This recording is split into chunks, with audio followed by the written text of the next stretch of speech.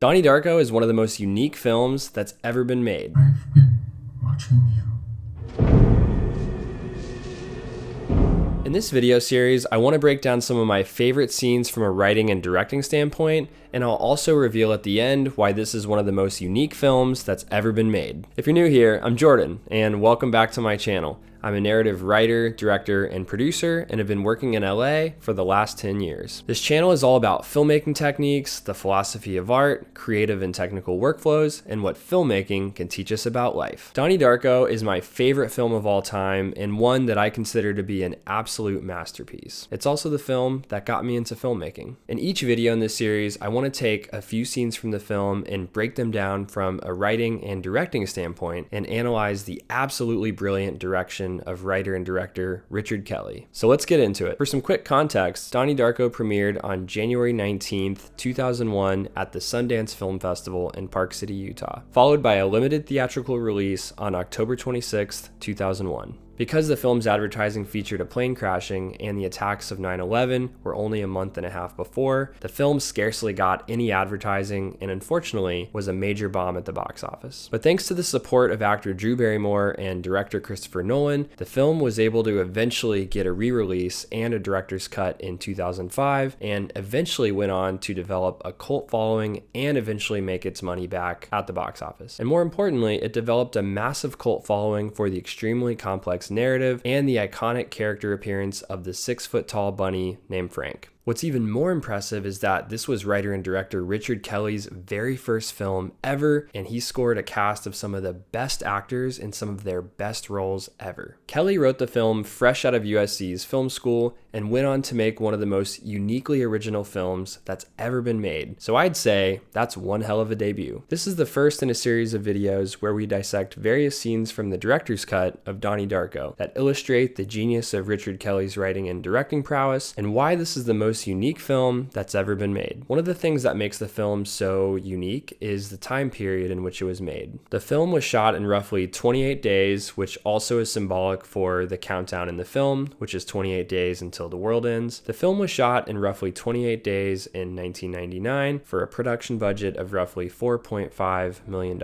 Actor Drew Barrymore and her production company Pandora Films was instrumental in securing at least half of the budget since she really believed in the project. One thing that also makes this film especially unique in my mind is that right around the turn of the millennium in the film industry at that time, there was a burgeoning independent film scene. So this made it a very unique situation where a first-time feature director had a very large production budget, especially if you adjust for inflation for when it was made in 1999, and an all-star cast that put their faith behind this first-time feature director, which oftentimes would not be heard of. The other thing is the way they made movies at that time around the turn of the millennium was much different than the way we make a lot of them now. There's a lot of major practical and visual effects in this film that certainly would cost way more than what a lot of indie films would be able to afford in 2024. So the interesting thing is there are remnants of the 90s and early 2000s of filmmaking, especially within the blockbuster scene, that make their way into some of the commercial and production aspects of the film, such as the jet engine falling through, some of the visual effects that occur in the director's cut that I think still very much hold up even today, and also just the amount they probably could have put toward affording a much better cast. Richard Kelly really was allowed to have a lot of the creative control over the project to essentially almost make it exactly the way that he wanted to. This is also something that's pretty unheard of, especially for a first-time feature director, with a very complex and uniquely original vision that I don't think had really ever been seen before. Bold swings that he took as a first-time director are really on display in this film, especially in a lot of the scenes that we will dissect. And I think that's one of the things that makes it such a unique situation. And everybody who had clout in the project, like Drew Barrymore, really went to bat for a lot of the crazier creative swings and risks that Richard Kelly wanted to take. So it is truly amazing that he was able to have this absolute crack team of an incredible cast of actors all coming together to create this incredible work of art in such a unique way, in a way that also had the financial resources to support it, which is very rare when you're making films. So with that set up, let's dive into the scenes. Meet Frank the bunny.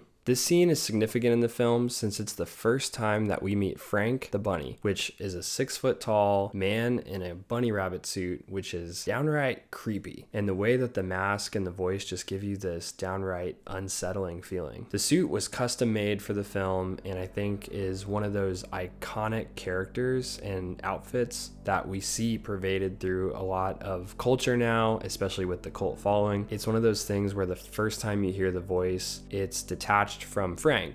I've been watching you.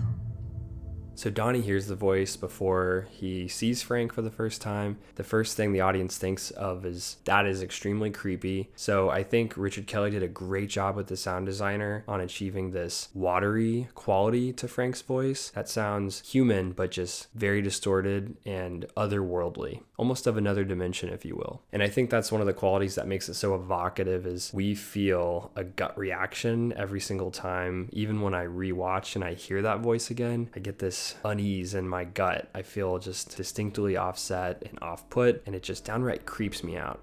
Come closer.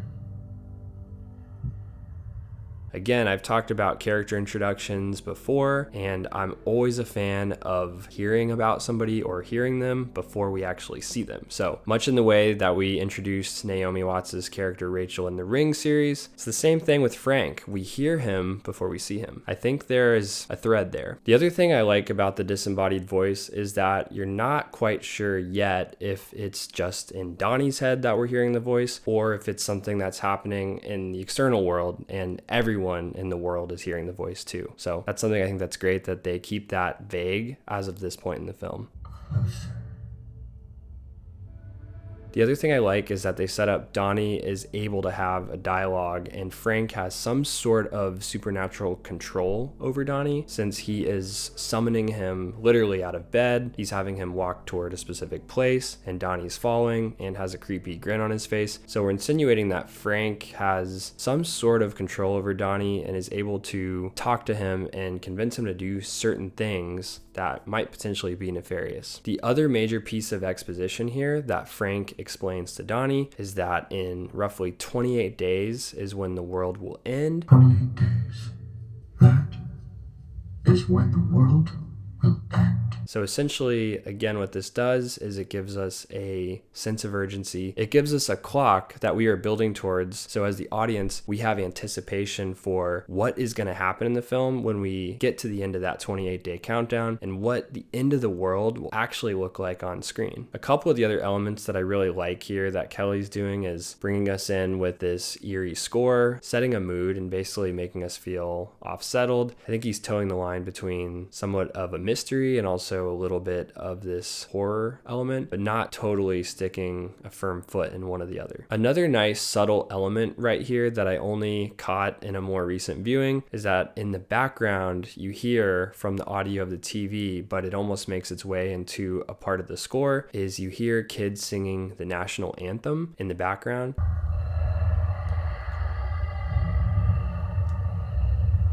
And there's a very subtle but very present theme of America or American ideals that run through this film, and a lot of symbolism such as American flags or politics in the TV or football or even the national anthem. So I think there's very much this whole undercurrent of American culture and American society and grappling with what does that look like, especially as it's set in the late 80s. So I think they do a really good job of setting up the world here and very subtly tying in these elements of America in a suburban town in the late 80s. Jet engine falls on Donnie's room.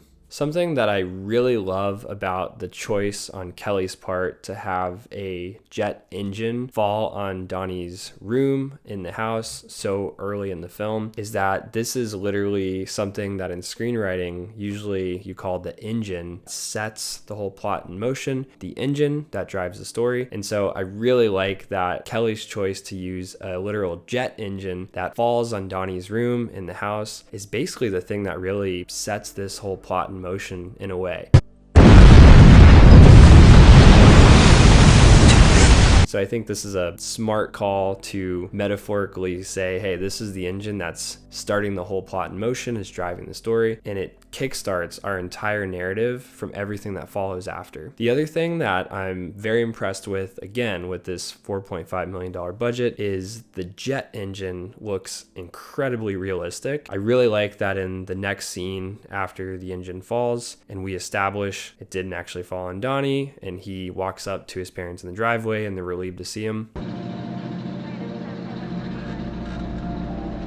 Is I really like that we actually show a wide shot of the jet engine as they're pulling it out of the house. It's also just sort of a preposterous idea that a jet engine falls out of the sky, lands on a random home in suburbia, and the whole FAA, there's this whole crew of people, men in black suits that are out there. It's just kind of a funny visual. Here's your brother.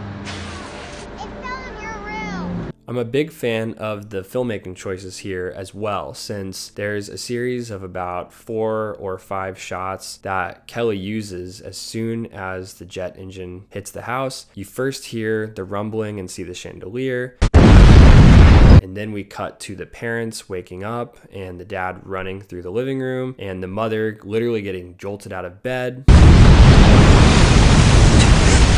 And what I like about this is that Kelly has set up basically a running motif of what happens when this jet engine falls. And what I like is this exact same series of shots. He basically calls back to, basically recuts in the same order later on in the film. The only difference is that the second time around at the end of the film, Donnie is now in his bedroom. The jet engine falls on him, as opposed to the parallel universe at the beginning of the film where he's not in his room. So I think this is a really nice bookend, and it makes the whole film feel full circle by using the same choices that feel familiar to us as an audience. I also think the sound and the unexpected moment that the jet engine hits is extremely unexpected, and I think the element of surprise works really well here, where you're just seeing Donnie's sister come in the door after a date, and then we're looking at the chandelier and the whole house starts shaking. The other thing I like is there's sporadic use of slow motion within this sequence of the engine falling on the house. And I think when they intercut it with some of the regular speed shots, it makes it really stand out and feel like time is actually slowing down. And because time and time travel are such a major component to this film, it's a nice visual way to sort of showcase the way time is malleable in many different ways. This scene is such a visually stylish and ambitious shot. I'm so impressed that Richard Kelly was able to have the confidence, but also was able to get the entire cast and crew to pull off such an incredible tracking shot with so many elements going on, especially as a first-time feature director. I can tell you, I've done some of these types of shots before, and they are not easy to choreograph, and they take a lot of confidence to pull off as a director. So I'm very impressed he was able to do this for his first movie. One of the other things I really like is that it almost feels like a music video sequence in a way. I think I actually heard Richard Kelly describe that, and some of the people who worked on the film, some of the executives, were super apprehensive. I think his cinematographer said, there's no way we could do this. He basically had to really fight to keep this in the movie. He had to fight for it, and I think the end product really shows and is a really good example of how sometimes as a director, when you're met with resistance, but you have such a clear vision, you have to fight to protect that vision, since at the end of the day, usually you're the one who knows the film best, and proof really is in the pudding when you watch this shot and how awesome it is. I can't imagine the film without this pivotal sequence. The sequence is also doing so much for us because it's not only visually rhythmic and it keeps the pacing moving because there's so much movement with the Steadicam, but also we're meeting basically all of the pivotal characters in our movie. We meet them very quickly,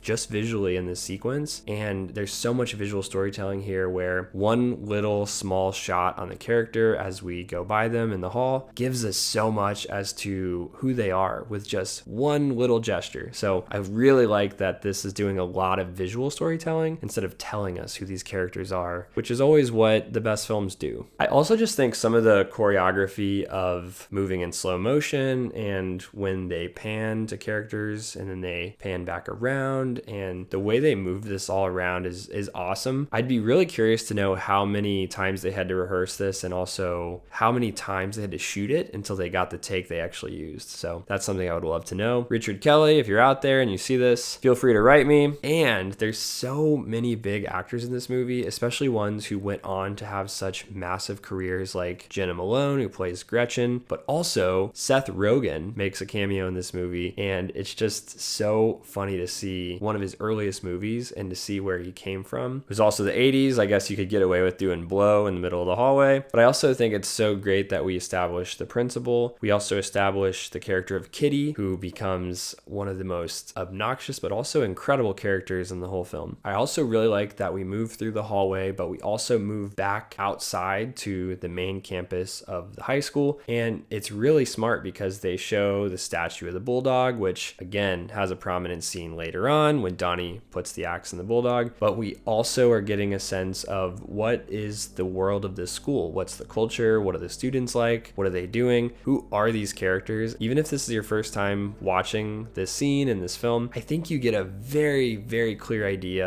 of who these people are, even just the way they carry themselves and the way they walk, the way they look around. There's just so much great visual storytelling here that really signals to me that Kelly is such a great writer because he understands characters and is so much wiser beyond his years than he seems, since he made this around the age of 25, but it feels like he's been living on this earth for more than 40 years. So it's amazing what he was able to convey with his writing, but also with his actors to get them to embody these characters so realistically. They all feel like such real people, idiosyncrasies and all. We also established the character of Jim Cunningham, played by Patrick Swayze, and he also becomes a major prominent role. And I do think this is one of his best roles. He's so good in this role. This is such a fantastic scene. So we get a really clear sense of Kitty, who's on the PTA for the school. She also works at the school, and how much she adores the Jim Cunningham character. She's taking him around meeting everybody. And now we bring in two of my favorite characters in the film, Noah Wyle, who plays the science teacher, and Drew Barrymore, who plays the English teacher. And you establish that they're together, but maybe they're trying to keep it professional. And I really like the look that they give each other after they walk away from Jim Cunningham. It says everything you need to know about what they think about the school. It really shows you that they're a part of this ecosystem, but they very much think a lot of it's ridiculous, but they also play their part within it. And I think it's so astute that Kelly is really doing this commentary on school culture, especially in the 80s, and how kind of silly it is when you look at the different hierarchy and the socio-politics of a school, especially in the 80s in America and suburbia. And I think that's absolutely what he's commenting on with this whole sequence. The other thing I love about this sequence is, I might be biased, but I really like the Head Over Heels song by Tears for Fears. It's also absolutely incredible how many popular songs they managed to get the rights to for this movie. And I think I heard that they choreographed the whole scene to this song before they knew if they had the rights. Miraculously, they got the rights. There's so much great music in this that most indie films would only dream of being able to afford. Some great use of slow motion, again here with Sparkle Motion. We also established that Donnie's sister is one of the dancers in Sparkle Motion. Got some really great 80s hair. One thing I want to point out, and this is funny because it relates to our last breakdown series, is the actress Daveigh Chase. Is it Daveigh? Is it Daveigh or Daveigh? The actress is Daveigh Chase, who plays Donnie's sister, Samantha Darko. And what's also really interesting is she plays Samara in The Ring, which we just did for our last breakdown series. So Daveigh Chase really had a great run of movies in the early 2000s and just so happens to be in two of my favorite movies of all time. So Daveigh Chase, good on you. The other thing that I really want to point out here is how much I love Drew Barrymore's character, Karen, who plays the English teacher. She is just absolutely phenomenal in this role. Not only did she really fight to get this movie financed and made because she believed in it, and it probably wouldn't have happened without her involvement, but her actual role in this is absolutely amazing. So I want to give big props here to Drew. She plays this English teacher with so much compassion, so much empathy, but also a little bite, which I think makes her just so charming and so likable, and really a force of fighting against the tyranny of the education board and how they're trying to censor books and certain stories. So I really like that she's the voice of reason, even when she gets punished for it later. And I really, really like her role here. So I really want to say thank you to Drew for helping to get this movie made. And also, this is such an amazing role. She is incredible in this movie. And I think this is my favorite of all of her roles. And that's saying a lot. One other cool anecdote I actually have is in the same year, I got to meet the cinematographer, Stephen Poster, for this film at NAB in Las Vegas, this big convention. But a cool anecdote I have is when I met Stephen Poster, I went up to him after and I told him how much I admired the film, his work in it, and I actually got a chance to ask him about this scene with the long tracking shot through the school. And I asked him how they shot that, and he told me that they used a Steadicam, they choreographed everything out, and they shot this film on film, and they shot it at a higher frame rate at 48 frames per second, which means the film was moving faster through the camera. And essentially what they did is they shot the whole thing at 48 frames per second, and then they just speed ramped in post-production, which just means they messed around with when it would be slow motion versus regular speed. And the benefit of shooting at a higher frame rate with your camera is it allows you to do both, to do higher frame rate that looks better and smoother motion, but you can also switch back to the standard 24 frames and it looks just as fine. But when you shoot at a higher frame rate, it burns through the film faster, so you don't have as much time on your magazine until you change it. So you really got to make sure you get your shot sooner so you don't burn through all your film trying to get it at a higher frame rate. But pretty amazing. He was absolutely lovely. Great to meet him. So it's cool to have gotten a little insight on how the shot was actually pulled off from the cinematographer who actually shot it. That concludes part 1 of why there will never be a film like Donnie Darko ever again. I want to hear from you. Comment below your favorite memories of the first time you watched Donnie Darko, or what the film's symbolism means to you. And for more movie breakdowns, you can check out more of my videos like this series I did on The Ring, which you can find here. So give it a watch. And stay tuned for next week, where we continue to break down different scenes from the film Donnie Darko, and I'll continue to make the case as to why this is one of the most unique films that's ever been made. So I will definitely see you then.